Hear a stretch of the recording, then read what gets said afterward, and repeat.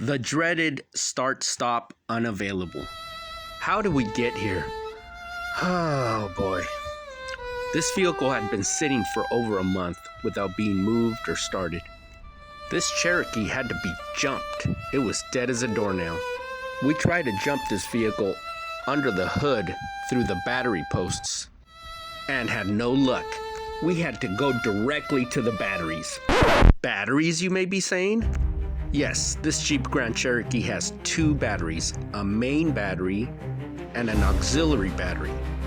The main battery is located under the driver's seat, and the auxiliary battery is located under the passenger's front seat.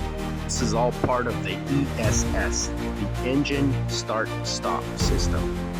After running a battery test on the main battery, the battery was determined to be no good. An executive decision was made to replace both batteries at the same time to prevent further issues with dead batteries, because one will drain the other eventually.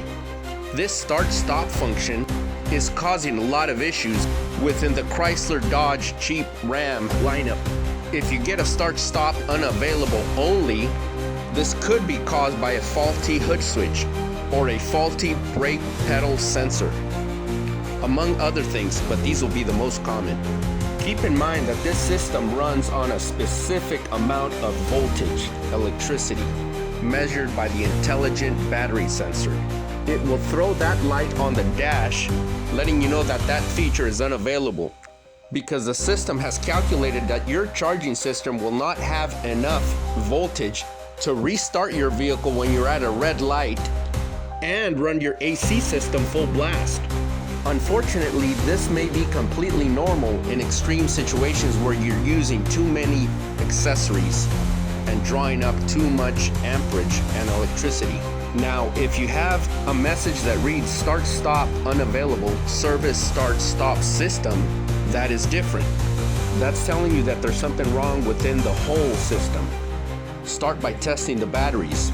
In addition, you may have a faulty or damaged intelligent battery sensor. You could also have a blown fuse block. Check for corrosion throughout the terminal connections. Ensure that all your connection points are tight and not loose. I hope this helps you solve your issue. Drop a comment below, like, and subscribe. There's more on the way.